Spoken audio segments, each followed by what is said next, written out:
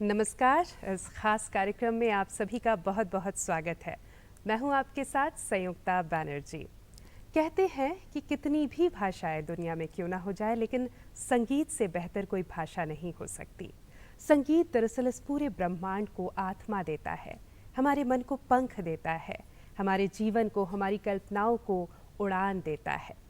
आज जिस शख्स से, जिस कलाकार से हम आपकी मुलाकात करवाने जा रहे हैं, उनका पूरा जीवन ही संगीत को समर्पित रहा है। आज हमारे साथ है आकाशवाणी दूरदर्शन के टॉप ग्रेड वायलिन प्लेयर, देश के उत्कृष्ट वायलिन प्लेयर्स में से एक पंडित एस.एल. कंडारा जी। कंडारा जी, बहुत बहुत स्वागत है आपका इस कार्यक्रम में। Thank you so much. Kandara ji, कोई भी जो सफ़र होता है कहीं ना कहीं से शुरुआत ज़रूर होती है, आगाज़ ज़रूर होता है, और आपका तो एक बेहद लंबा और बेहद सुरीला सफ़र हम कह रहा है। तो शुरुआत कहाँ से हुई इसकी? शुरुआत हर एक व्यक्ति की बचपन से ही होती है। जी। और मैं जब 8वीं 9वीं क्लास में था तब गायन का विद्यार्थी था, जी। Vocal music. और वोकल म्यूज़िक में मेरे कज़िन ब्रदर थे श्री शोभाराम जी, उनसे मैंने गायन की शिक्षा ली। जी। उसके बाद किसी तरह से मेरे हाथ में वायलिन आया। कुछ लोगों के पास ये बाजा वैसे ही पड़ा हुआ था, तो मैंने कहा भैया मुझे दे दो, मैं थोड़ा सा बजाना चाहता हूँ, देखना चाहता हूँ क्या है। तो उन्होंने कहा नहीं भाई, हम 100 रुपये में लाए हैं इसको, या 125 में लाए हैं। जी। आई एम टॉकिंग 1959 और 60। अच्छा। तो मैंने कहा ठीक है, मैं कोशिश करता हूँ कुछ पैसे लेके आता हूँ और आप लोगों को दे देता हूँ। तो मैं मेरी बुआ से 100 रुपये लेके आया और उनको दिए मैंने, तो वो बड़े खुश हो गए, उन्होंने मेरे को बाजा दे दिया। अच्छा, that was an Indian made. जी। यहाँ से शुरुआत हो रही। जी। फिर उस पर मैं सरगम वगैरह कुछ बजाता था, गाना तो मैंने सीखा ही हुआ था। हाँ हाँ। तो बजाते बजाते जब मैं 9th 10th क्लास में शुरुआत की मैंने और ग्रेजुएशन के आसपास आया, तो मुझे लगा कि मैं ये बजा सकता हूँ। तो मेरा फोकस वोकल म्यूज़िक से इंस्ट्रूमेंटल म्यूज़िक यानी वायलिन की तरफ ज़्यादा हो गया। जी। और उस ज़माने में जितना मैंने वोकल सीखा था वो उसमें मैंने बजाने की कोशिश की। उसी दौरान मैं चूँकि संगीत प्रभाकर हो गया वोकल म्यूज़िक में, जी। तो मुझे एक जॉब मिल गई भीलवाड़ा राजस्थान। मेरे नीमच शहर से मैं पैदा हुआ हूँ, जी। तो वहाँ से कुछ है 200 किलोमीटर के आसपास या 150 किलोमीटर होगा। तो वहाँ पे म्यूज़िक टीचर हो गया एक म्यूज़िक कॉलेज में। जी। तो जब आप किसी पद पर पहुँच जाते हैं तो आपको अनवांटेड अनडिज़ायरेबली इज्जत मिलने लग जाती है। अनवांटेड अनडिज़ायरेबली इसलिए कह रहा हूँ कि वो आपकी प्रगति में थोड़ा सा बाधक हो जाता है कि आप बहुत बड़े हो गए हैं। मुझे सर सर कहते थे लोग, तो मैं भी समझता था कि मैं हूँ कुछ। तो कुल मिला के ये कहना है कि मुझे कुछ भगवान ने अकल दी, क्योंकि जो भी बुद्धि मिलती है वो भगवान से मिलती है। बिल्कुल। और मुझे अपने आप को इंट्रोस्पेक्ट करने का अवसर मिला, समझने का अवसर मिला। जी। तो भीलवाड़ा में मैं संगीत शिक्षक होने के नाते संगीत का शिक्षण तो करता ही था, पर खुद भी अपने आप को देखता था, सीखता था। पर शास्त्रीय संगीत की विधा ऐसी है कि छोटी जगहों पे उसके एक्सपर्ट और उसके जानकार कब मिलते हैं। ये बात तो बिल्कुल ठीक है। तो वहाँ पे भी जितने लोग थे वो जाहिर है कि वैसे ही रहे होंगे। इस बीच मुझे अवसर मिला मैं केंद्रीय विद्यालय में संगीत शिक्षक के रूप में चयनित हुआ। जी, ये लगभग कब की बात होगी? ये 1972 अच्छा जी। और 72 में मैं पूना गया। जी। एनडीए करके एक जगह है खड़कवासला में, वहाँ पे मैं संगीत शिक्षक हुआ। जी। और पूना का जो वातावरण था वो तो पूरा संगीतमय था। जी। और पूना आज भी वैसे ही वाइब्रेंट है एजुकेशन को लेके। जी। और उन दिनों तो कल्चर और म्यूज़िक को लेके बहुत ज़्यादा वाइब्रेंट था। जी। भीमसेन जी जैसे बड़े लोग वहाँ पे उपस्थित थे और भी बड़े आर्टिस्ट थे। तो वहाँ से मुझे ये लगा कि मुझे संगीत शिक्षक होने के नाते जो कुछ आता है वो काफ़ी नहीं है। और भी बहुत गुंजाइश है अभी, बहुत Absolute, कुछ है जो सीखना absolute. है। तो फिर मैंने सोचा कि मैं कुछ और सीखूं, तो मैंने अपना तबादला मुंबई करवाया। और उस वक्त ही मैंने निश्चय किया था कि मैं उस वक्त के और आज के भी जी। लीजेंड बोइंग इंस्ट्रूमेंट के लीजेंड पंडित राम नारायण, जी। उनसे सीखूंगा, ये मेरी इच्छा थी उस वक्त। जी। और मैं मुंबई आया और मैंने उनको निवेदन किया कि आप मुझे सिखाएं। तो साल भर तो वैसे ही गुजर गया उनसे मिलने में और उनकी कृपा प्राप्त करने में। तो बिल्कुल आसान नहीं रहा होगा ये दौर भी कि आप जिनसे सीखना चाहते हैं उनके पास तक पहुंच पाए, और शायद उनको कन्विंस भी करना पड़ा होगा। बिल्कुल बिल्कुल। मैं जब पहली बार उनके पास गया तो उन्होंने मेरे से पूछा कि आप क्या करते हो, तो मैंने कहा मैं संगीत शिक्षक हूँ। जी। तो उन्होंने कहा तब तो क्या ज़रूरत है, आप तो खुद ही शिक्षा दे रहे हो। तो मैं हाँ, खुद सिखा रहे हैं तो आपको सीखने की क्या एग्जैक्टली ज़रूरत है, तो ये उन्होंने। मैं थोड़ा शर्मिंदा भी था। मैंने कहा नहीं, ये तो एक रोज़ी रोटी के कारण मैं जॉब कर रहा हूँ, पर मुझे थोड़ा सा इस बात का एहसास भी है कि संगीत किस दर्जे से आता है और इसकी ऊंचाइयाँ क्या है। जी। तो इसलिए मुझे आप सिखाइए। तो संयुक्ता जी, मैं आपको बताऊं कि उन्होंने मुझे सिखाना एग्री किया, पर कुछ शर्तें रखी। जी, किस तरह की शर्तें? उन्होंने सबसे पहला तो ये कहा कि जो भी आपको आता है वो सब भूलना पड़ेगा अच्छा। और सरगम से शुरू करना पड़ेगा। अच्छा, और ये मेरे ख्याल से सबसे मुश्किल काम रहा बहुत होगा आपके मुश्किल लिए। काम, इट्स वाज वेरी डिफ़िकल्ट। जी। तो मैंने कहा मुझे स्वीकार है, सरगम से शुरू करूँगा। अच्छा, आपको एक बात और बता दूँ मैं जी।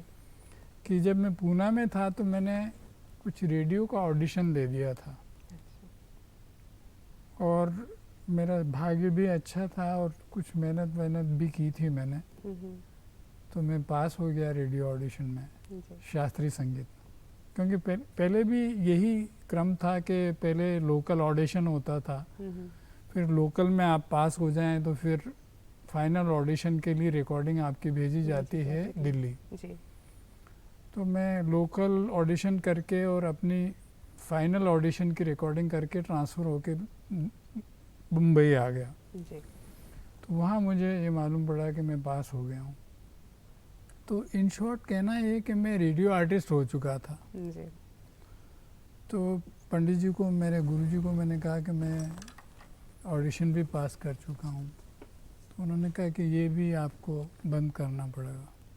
अच्छा। रेडियो से नहीं बजाओगे। हाँ हाँ, शायद वो चाहते थे कि बिल्कुल आप ऐसे हो जाए जैसे एक छोटा बच्चा होता है, मिट्टी जिसे वो आकार दे सके। एब्सोल्युटली। और ये क्या, आपने जो मिट्टी की बात कही ना, तो गुरु के लिए ये बहुत आवश्यक होता है कि वो अपने शिष्य को क्या शेप देना चाहता है, बिल्कुल। और उस शेप को देने के लिए उसको रॉ मटेरियल चाहिए, जी। उसको फिनिश्ड प्रोडक्ट नहीं चाहिए। नहीं चाहिए। तो इसलिए ये उसके पीछे ध्वनि थी, उसके पीछे एक बैकग्राउंड था कि वो मैं पूरा भूलूं उसको और उनके हिसाब से सरगम बजाना सीखूं। तो मैं आपको बता रहा हूँ कि मैंने वो किया स्वीकार और उनसे कहा कि मैं वो भी। लगभग तब क्या आपकी उम्र रही होगी? I was hardly I think 20 years।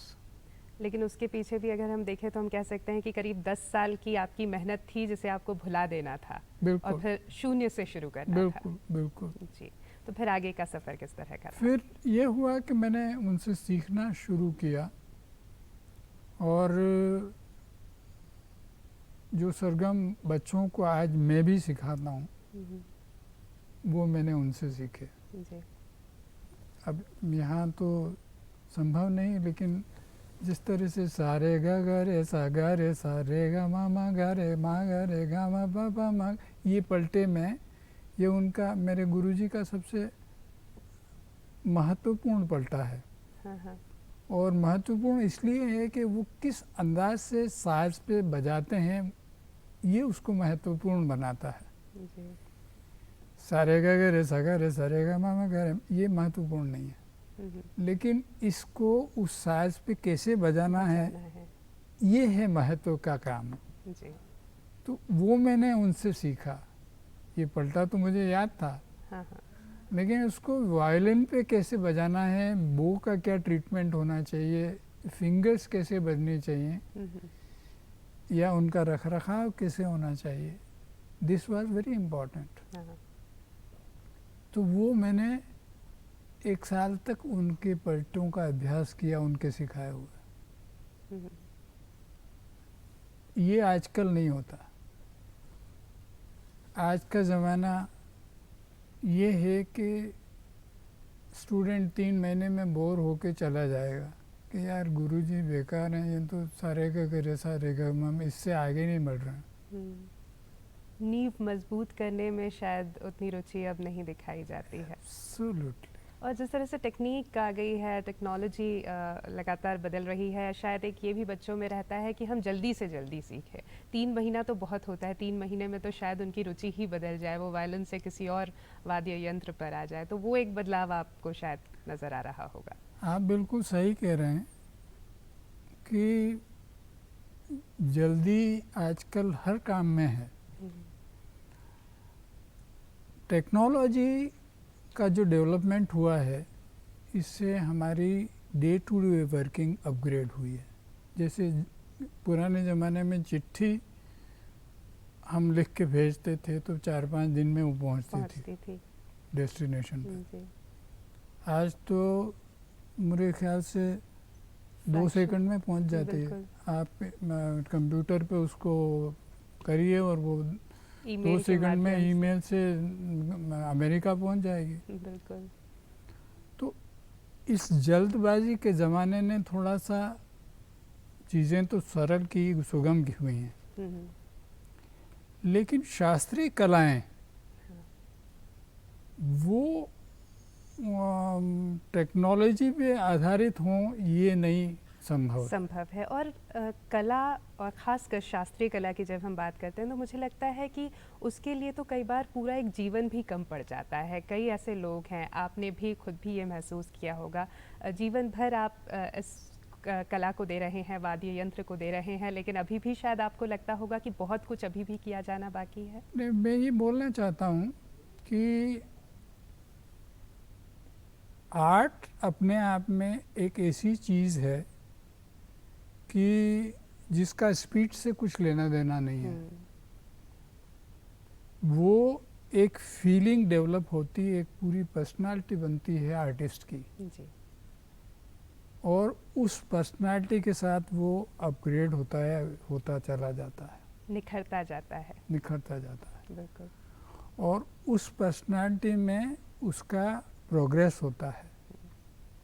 ये ऐसी चीज़ नहीं कि मैंने सारे गा रे सारे गा मामा गा, अगर बहुत फास्ट भी बजा लिया तो मैं आर्टिस्ट हो गया, ऐसा नहीं होता। ठहराव भी कई बार ज़्यादा मुश्किल से आता है। There is a lot of scope. बिल्कुल। वो स्कोप जो है वो समझ से आता है। जी। एक कबीर साहब का दोहा है कि जूं जूं भीजे कामरी त्यों त्यों भारी होए। हम्म। तो उसके लिए भीगना आवश्यक है। और information if without wisdom and without intellect then has no meaning. बिल्कुल सही बात है। आज का ज़माना बहुत इंफॉर्मेशन का है। हम्म। आज इंटरनेट पे लोग म्यूज़िक भी सीख रहे हैं, जी। ऑनलाइन म्यूज़िक सीख रहे हैं, लेकिन वो साधक नहीं माने जा सकते। बिल्कुल साधना एक अलग चीज़ है। अलग चीज़ है, बिल्कुल ही अलग चीज़ है। और जब तक उस गहराई में हम बिल्कुल डूब नहीं जाएंगे तब तक बिल्कुल। शायद उस कला को हम पा भी नहीं एग्जैक्टली सकेंगे। तो वो शिक्षा दीक्षा का पुराना पद्धति थी जो कि अपने आप में फुल प्रूफ थी, 100% करेक्ट थी। जी। आज का ज़माना बदल गया है और इसलिए आज जो आर्टिस्ट जिस तरह से प्रोडक्ट के रूप में आते हैं आपके सामने, उनके गाने बजाने में, उनके परफॉर्मेंस में वो स्पिरिचुअलिटी नहीं होती है। वो हम लोगों की सुर को समझने की और सुर को कहने की या उसको बाजे पे प्रोड्यूस करने की जो क्षमता है वो डे बाय डे डेवलप हुई है। बिल्कुल। और वो डेवलप होती है आपके केवल अभ्यास से नहीं, आपकी समझ से, आपकी फीलिंग से। हाँ। और अगर वो फीलिंग्स आप में नहीं आ रही है तो आपका संगीत केवल मैकेनिकल रहेगा, जी। उसमें जान नहीं होगी। बिल्कुल। तो उस तरह से मैंने सीखा और कर करा के उसी दरमियान मेरा यूपीएससी से सिलेक्शन हुआ। जब मैंने एक सीख ही रहा था जी। तो आकाशवाणी की कुछ पोस्ट निकली और मेरा सिलेक्शन हो गया। तो मेरे गुरुजी ने कहा कि तुम जाओ। मेरी जाने की मंशा नहीं थी। इलाहाबाद मेरी पोस्टिंग हुई थी। जी। पर चूंकि गुरुजी को मालूम था कि नहीं, ये अगर रह गया यहाँ पे तो इसका शायद नुकसान हो। मुझे मालूम नहीं था। मैंने तो उनके इसरार पे, उनके इंसिस्टेंस पे ही सीखना छोड़ के मैं आकाशवाणी इलाहाबाद में प्रोग्राम एग्जीक्यूटिव होके 1977 में ज्वाइन किया मैंने। जी। तो उसके बाद एक अलग ही सफ़र आपका शुरू हुआ। संगीत तो था ही, साथ ही साथ जो एक प्रशासनिक अधिकारी के पद पर भी जो है आप बने। आप दूरदर्शन के सीनियर डायरेक्टर भी रहे। तो संगीत कहीं ना कहीं हमें अनुशासन भी सिखाता है, डिसिप्लिन भी सिखाता है। तो जो संगीत की आपकी शिक्षा थी, मुझे लगता है कहीं ना कहीं उसने आपकी मदद भी की होगी एक प्रशासनिक अधिकारी के तौर पर खुद को स्थापित करने में। देखिए, डिसिप्लिन एक आता है आपके पारिवारिक, आप कैसे ग्रूम हो रहे हैं, बिल्कुल, किस तरह की परवरिश रही थी, कैसी किस तरह का परवरिश माहौल आपकी था। हुई है, कैसे आपको लोग मिल रहे हैं डे टू डे लाइफ में, जी। कैसे गुरु आपको मिल रहे हैं। तो वो डिसिप्लिन आपको इनहेरेंट होता है। और अगर एक विधा में आप अनुशासन को समझ लेते हैं तो उसका असर दूसरी विधा में निश्चित पड़ता है। जी। तो अगर आप ये कहें कि मेरे संगीत के अनुशासन का असर मेरे प्रशासनिक कार्यों में पड़ा तो मैं इससे इनकार नहीं करूँगा, लेकिन मैं कहूँगा भी नहीं कि हाँ हुआ। जी। लेकिन ये है कि चीज़ों को आप समझ सकते हैं बेहतर तरीके से। जी। ये आपकी कोशिश रहती है। हाँ हाँ। तो शायद है कि प्रशासनिक दायित्वों को पूरा करने में कुछ मदद मिली होगी। जी मैं कंफर्म नहीं हूँ। जी, हम ऐसा मान के चल रहे हैं। जी जी पंडित जी, क्या आपको लगता है कि जिस तरह से आपने कहा कि हो भी सकता है कि उसका कोई भूमिका रही हो संगीत की एक अच्छे प्रशासनिक अधिकारी के तौर पर आपको स्थापित करने में, न भी रही हो, इससे आप इनकार भी नहीं करते हैं, तो ये मैं यहाँ पर जानना चाहती हूँ कि अब आप एक प्रशासनिक अधिकारी थे, एक पद पे थे, आपकी पोस्टिंग हो चुकी थी, साथ ही साथ संगीत की शिक्षा क्या अब भी आपकी जारी थी, क्योंकि गुरु ने तो आपको यहाँ पर भेज दिया था, इससे आगे संगीत के डगर पर आप कैसे चले? I think this is a good question from your side. देखिए, आकाशवाणी और दूरदर्शन ऐसे महकमे हैं जी कि जिनमें स्पोर्ट्स पर्सन भी आता है, जी खेती गृहस्थी का आदमी भी आता है, जी एक डॉक्टर भी आता है, एक म्यूजिशियन भी आता है, एक ड्रामेटिस्ट भी आता है। जी मीन्स हर फील्ड का आदमी इस महकमे में आता है, हम्म, दूरदर्शन में, आकाशवाणी में, हम्म, और हर फील्ड के आदमी की यहाँ पे रिकॉर्डिंग होती है, उसका प्रसारण होता है। जी तो जो कार्यक्रम अधिकारी या जो यहाँ का जो मुलाजिम होता है, जी उसको उस सब्जेक्ट की कुछ जानकारी हो तो वो उसको एक एडेड क्वालिफिकेशन होती है उसकी। बिल्कुल तो चूंकि मेरा सिलेक्शन जब हुआ तो म्यूज़िक के अगेंस्ट हुआ, जी तो मुझे संगीत महकमा डील करने के लिए असाइनमेंट दिया जाता था और उसका असर अच्छा होता था कि मैं आर्टिस्टों को जानता था। जैसे आपको उदाहरण के लिए बताऊं कि मैं इलाहाबाद में मेरी पोस्टिंग हुई तो बनारस के सारे कलाकार इलाहाबाद से प्रसारण करते थे। उस ज़माने में बनारस में स्टूडियो नहीं था।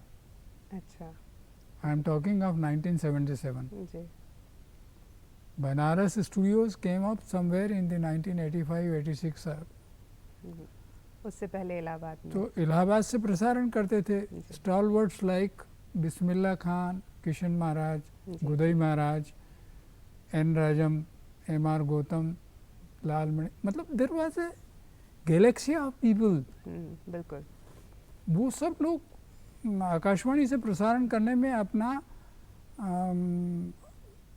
उनको गर्व होता था, गौरव फख्र महसूस करते अनुभव थे। करते थे वो। बिल्कुल तो उनको मैं डील करता था तो मुझे भी उनको कैसे डील करना चाहिए ये इसका थोड़ा बहुत मुझे जानकारी थी, because I was in music. बिल्कुल लेकिन अगर एक आदमी दूसरी विधा का होगा जिसको म्यूज़िक से कुछ लेना देना नहीं, वास्ता नहीं, तो उसको डील करने में उनको मज़ा भी नहीं आएगा और वो उनको ठीक से डील नहीं कर पाएंगे। बिल्कुल तो आपके इस सवाल का उत्तर ये हो गया कि वो मेरे नॉलेज जो म्यूज़िक के थे, क्लासिकल म्यूज़िक का, जी उसको मेरे day to day working Akashvani में and later on in Doordarshan, जी उसने काफी मदद की उससे आपकी और मदद बेहतर आपके कार्यक्रमों को, आपके काम को किया। एग्जैक्टली। तो इस बीच क्या वायलिन आप सीखते रहे, बजाते थे? वक्त ये मिलता ईश्वर था? की बड़ी कृपा है,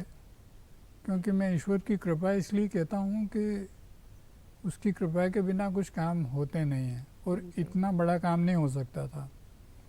क्योंकि एक बार आप नौकरी में आ जाएं और आपको तनख्वाह उनका अच्छी मिलने लग जाए, आप सोचेंगे छोड़ो यार ये क्या है, अपने को तनख्वाह मिल रही, मज़े करो। जी ये फीलिंग होती कि नहीं? बिल्कुल मुझे होती थी, पर मैं उस फीलिंग को कंट्रोल कर पाया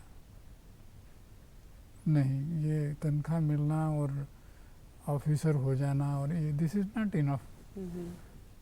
मेरे अंदर कुछ एक छोटी सी चिंगारी थी कि मुझे आर्टिस्ट बनना है, जी और आर्टिस्ट भी उस लेवल का जिस पे मुझे देश के लोग जाने और मेरा वायलिन सुने। जी तो उस चीज़ ने मुझे सतत निरंतर इस बात के लिए प्रेरित किया कि मैं अपना अभ्यास जारी रखूं वाह। और सीखने की जो एक ललक उत्कंठा है हाँ, उसको मरने ना दूं। वाह। तो उसी का कारण है कि मैं सीखता भी रहा, साथ में जी अभ्यास भी करता रहा, आज भी करता हूँ। जी बिल्कुल। तो संगीत आपने सीखा पंडित जी, और अब भी जिस तरह का माहौल है आप देखते हैं, तो किस तरह से संगीत, खासकर शास्त्रीय संगीत की अगर हम बात करें, तो उसके अच्छे तौर तरीके क्या हो सकते हैं उसकी शिक्षा के, उस पर भी हम आपसे चर्चा करना चाहेंगे। देखिए, संगीत हो या कोई भी कला हो, जी चाहे आर्किटेक्चर ले लीजिए, आप पेंटिंग ले लीजिए, या दूसरी कलाएं, कई सारी कलाएं हो सकती हैं। किसी भी एक आर्ट में आपको उस आर्ट को समझने के लिए और करने के लिए समय देना होता है, जी बिल्कुल। और समय देने के लिए आपको अच्छे लोगों की सोबत करनी होती है। जी अच्छे लोगों से मेरा मतलब ये है कि जो उस विधा को अच्छे से समझ सकें, अच्छे से आपको गाइड कर सकें, आपको अच्छे से बता सकें। जी फिर आज के स्टूडेंट की बात कहूँ मैं, बेचारे बहुत जल्दी में होते हैं, आई एम सॉरी टू से। जी मतलब इवन माय सन, वो मैंने सोचा कि ये शास्त्रीय संगीत में अगर रहा तो ये उस ऊंचाई तक, जिस ऊंचाई तक मैं चाहता हूँ पहुँचेगा या नहीं, ये मुझे बहुत आश्वासन नहीं था। मैं आई वॉज नॉट कन्फर्म, तो मैंने उसकी लाइन बदल दी। मैंने कहा यार तुम अपना मैनेजमेंट लाइन पकड़ लो, उसमें पैसा भी बहुत मिलेंगे। हालांकि इन दिनों अब वो भी बहुत मुश्किल हो गया। जी मेरे बेटे ने IIM से MBA किया जी और उसने मुझसे ज़्यादा मेहनत की उसकी शिक्षा विक्षा पूरी करने में। वो एक अलग बात हो गई वो, लेकिन जस्ट फॉर समय के साथ कंपटीशन बढ़ता है, जी, तो जी। शायद मेहनत का स्तर भी बढ़ता है। जी परंतु मैं ये कहना चाहता हूँ कि हर चीज़ के लिए आपको टाइम देना पड़ेगा। बिल्कुल। और आज हर एक विद्यार्थी ये चाहता है कि मेरे को फटाफट सीख जाऊँ और मैं फटाफट लता मंगेशकर बन जाऊँ, या फटाफट मोहम्मद रफ़ी बन जाऊँ, या पंडित भीमसेन जोशी जी के साथ बैठ के मैं गाना गाने लग जाऊँ, या आज के जो आर्टिस्ट जो भी ज़िंदा हैं उनके बराबरी मेरा दर्जा हो जाए। ये नहीं हो सकता। This is not possible. You have to devote time. और आपने कहा भी था साधना है, तो साधना के लिए वक्त तो लगता है। एग्जैक्टली। तो इस लिहाज से आपको लगता है कि वक्त देना होगा, तभी जो शिक्षा है वो सार्थक होगी। वक्त, और उसके साथ जिस भी गुरु का आप चयन कर रहे हैं उसको एक तो समझदारी के साथ उसका चयन करिए। और दूसरी इम्पोर्टेंट बात कि वो क्या कहना चाह रहा है उसको समझिए और उसको समझ के वैसा ही करिए। ये बहुत ज़रूरी है, क्योंकि मैंने जैसे आपको शुरू में बताया ना कि सा रे ग रे सा ग रे सा रे ग म ग म ग रे म ग रे ग म ब ब म ब म ग मैं सॉरी मतलब डिमॉन्स्ट्रेशन देने लग गया हूँ, पर इसलिए लेकिन मैं मैं कह रहा कहना हूँ। चाह रही थी कि जब आप इस तरह से कोई डेमोन्स्ट्रेशन देते हैं या उदाहरण देते हैं ना, तो ऐसा लगता है कि बस सुनते रहें आप, नहीं उसको खत्म मैं ना करें। जस्ट इसलिए कि लोगों को बकवास नहीं लगे मेरी बातचीत, अरे इसलिए नहीं। आपको मैं कह रहा हूँ। जी तो मैं ये कहना चाहता हूँ कि जैसे मैंने सीखा आकाशवाणी का ऑडिशन पास करने के बाद में सारे ग रे सा ग रे सा, ये हमारी उंगलियां कैसे चलनी चाहिए और बोइंग टेक्निक बो कैसे चलना चाहिए। आपको एक चीज़ और बता दूं यहाँ पे कि यहूदी मेनुहिन का नाम सुना है आपने? जी नहीं सुना। नहीं। ये दुनिया के सबसे बड़े वायलिनिस्ट माने गए अच्छा। और 1967 के आसपास इनको हमारी भारत सरकार ने एक पुरस्कार शुरू किया था उस वक्त। पंडित जवाहरलाल नेहरू जी जो हमारे देश के पहले प्रधानमंत्री थे उनके नाम से, तो उनके नाम से एक शांति पुरस्कार इंटरनेशनली शुरू किया था। तो यहूदी मेनून साहब को वो पुरस्कार मिला था। तो उस ज़माने से मेरे दिमाग में यहूदी मेनून साहब दिमाग में बसे हुए थे। यहूदी मेनून साहब के शिक्षण के बारे में ये कहा जाता है, और आप तो इंटरनेट पे अवेलेबल है, आप कभी भी डाउनलोड करके मालूम कर सकते कि उनको गज़ चलाने की जो शिक्षा है अपने मास्टर अपने गुरु ने देने के लिए 6 महीने तक केवल एक गज़ दिया और इधर एक छल्ला होता था। तो उन्होंने कहा इस छल्ले को टच नहीं करना चाहिए, पर इस छल्ले में ही तुम्हारा गज़ जाना चाहिए। 6 महीने तक इसकी ट्रेनिंग, कितना पेशेंस। तो ये पेशेंस और ये इतनी धीरज आज के लोगों में कहाँ मिलेगी। तो खैर उतनी धीरज मुझ में भी नहीं थी, आपको मैं आई एम जस्ट कन्फेसिंग। लेकिन कंसीडरिंग दैट पीरियड, आज के पीरियड से आज के समय से उसकी तुलना करें तो आज तो बहुत ज़माना और समय बदला हुआ है जी। आज तो आप बच्चे को भेजेंगे और 1 महीने बाद पूछेंगे साहब क्या याद हुआ, इसको कितना क्या प्रोग्रेस चल रही है। हाँ। और शायद पेरेंट्स भी ना ये समझे, उनको भी अगर लगे कि 3 महीने में लग रहा है कि अभी भी वही कर रहा है, मतलब गुरु में ही कुछ। और नहीं 3 महीने के बाद तो कहेंगे यार बदल दो इसको। हाँ बिल्कुल। तो वो पेशेंस बच्चों में तो है ही नहीं, शायद पेरेंट्स में भी नहीं है, वो उसकी गहराई को नहीं समझते हैं। पंडित जी, हम शास्त्रीय संगीत को लेकर लगातार बात कर रहे हैं। आप ये भी कह रहे हैं कि वक्त बदला, समय बदला, चीज़ें बदलती हैं, क्या परिभाषाएं भी बदलती हैं। और अब जब एक इतना लंबा और सुरीला सफ़र आप तय कर चुके हैं, अब अगर मैं आपसे जानना चाहूँ कि शास्त्रीय संगीत को आप किस तरह से परिभाषित करना चाहेंगे, तो किस तरह से हम शास्त्रीय संगीत को समझें, क्या आप कहेंगे? संयुक्ता जी, शास्त्रीय संगीत जो जिस तरह से आगे बढ़ा, प्रोग्रेस हुई, उन्नति हुई उसकी, उसका एक बड़ा श्रेय जाता है पंडित भातखंडे साहब को। आपने उनका नाम सुना होगा। बिल्कुल, बिल्कुल। भातखंडे साहब और विष्णु नारायण दिगंबर पलुस्कर साहब, ये 2 बड़े विद्वान थे, और ये 2 बड़े विद्वानों ने इसको लिखित में लाने का कोशिश की जी। और इन्होंने एक लिपि तैयार करके संगीत के विद्यार्थियों के लिए छोड़ दी।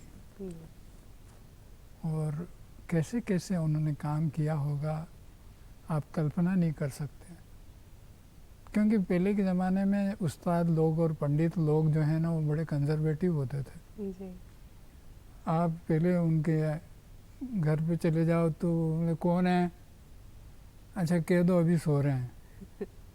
जी। अच्छा, उनको कहना कल आए।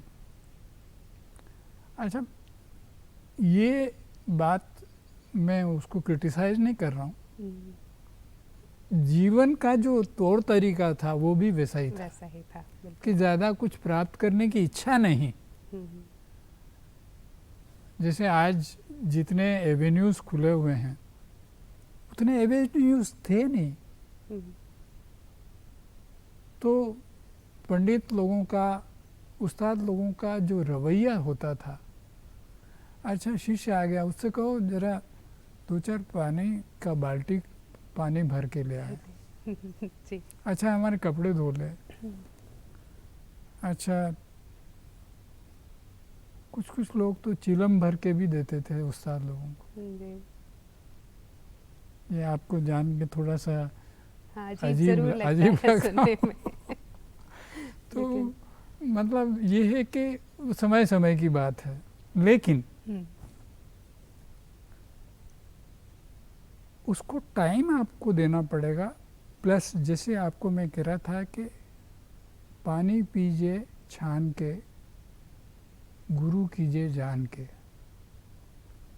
एक कहावत थी पुरानी जी। कि छान के पानी किस लिए पीना चाहिए कि उसमें कुछ कीड़े मकोड़े या जो भी गंदगी रह जाए तो वो निकल तो जाए। वो आप पीने से बच जाएंगे। तो लोगों के पास एक ही तरीका था। आज तो आपके पास आरओ और क्या क्या हो चुके हैं, पर उस वक्त तो ये था कि भाई कपड़ा डाला और पानी छान छाना। लिया। जी। तो गुरु करने के लिए भी ये तौर तरीके होने चाहिए कि भाई इस आदमी के पास हम सीखने जा रहे हैं तो इसका शिक्षण कैसा है पहले बाहर से समझें और फिर उसके पास जाएं और उसके डिसिप्लिन को समझें। बिल्कुल। फिर दूसरी बात ये कि आर्ट फॉर्म की कोई भी चीज़ बहुत ग्रेजुअली जाती है, वो उसकी टाइम लिमिट नहीं होती। डेडलाइन में आप उसको नहीं बांध सकते। डेडलाइन नहीं कर सकते। तो आज के लोगों में वो पेशेंस नहीं है। जी जी। फॉर्चुनेटली मेरे में वो पेशेंस था। मैंने वो पेशेंस के अनुसार थोड़ा सा काम किया और मैं सीखता रहा। और आपको बताऊं कि इलाहाबाद में रहते हुए मैंने हर रोज़ 2 घंटा ड्यूटी से आने के बाद में मैं प्रैक्टिस करता था। और उस प्रैक्टिस का ये नतीजा निकला कि मैं बी ग्रेड से बी हाई ग्रेड हुआ। मेरा पहला ट्यूसडे नाइट कॉन्सर्ट हुआ जी। तो बहुत लोगों ने सुना और कुछ ने चिट्ठी लिखी, कुछ लोग मिलते थे कि भाई आप बहुत अच्छा बजाते हैं, या कुछ लोगों ने औपचारिकतावश कहा होगा, कुछ लोगों ने प्यार से कहा होगा कि भाई आगे बढ़े। तो ये इनकरेजमेंट के माध्यम थे जी। और फिर मैं और करता गया। जाहिर तौर पे कलाकार को जब लोगों का प्यार मिलता है, उनका आशीर्वाद मिलता है, तो वो और बेहतर करने की कोशिश करता है। तो जिस तरह से पंडित जी आप बता रहे हैं, ऐसा लग रहा है कि कई अलग अलग और प्रतिष्ठित मंचों पर आपको जाने का मौका मिला, जहाँ पर आपने प्रस्तुतियाँ दी, कई उपलब्धियाँ आपके जीवन में रही, इस पूरे सफ़र की रही, और कई अचीवमेंट्स अब आपके पास हैं। तो उनको अगर हम यहाँ पर समेटने की कोशिश करें कि अब जब आप पीछे मुड़ के देखते हैं तो क्या क्या अचीवमेंट्स आपने हासिल किए? उपलब्धियाँ और अचीवमेंट, ये बड़े ख़तरनाक शब्द हैं। ख़तरनाक इसलिए है कि इनको भौतिक तौर तरीक़ों से आप देखते हैं। मतलब भौतिक तौर तरीके ये हैं कि आपको कौन सा पुरस्कार मिल गया, आपको क्या हुआ। मेरे पास आकलन का एक तरीका है जो मेरी उपलब्धि है सबसे बड़ी, कि मुझे अच्छा संगीत सीखने को मिला जी। और मुझे इस बात का बड़ा गौरव है, आत्मविश्वास है, और मैं आपको ये कहना चाहता हूँ कि आनंद भी है कि मैं जो कुछ सीख पाया हूँ वो बहुत अच्छे दर्जे का म्यूज़िक है। जी। बाकी आप कहें कि आप टॉप ग्रेड हो गए, ये उपलब्धि है। आपने दिल्ली में बजाया, बम्बई में बजाया, शांति निकेतन में बजाया, या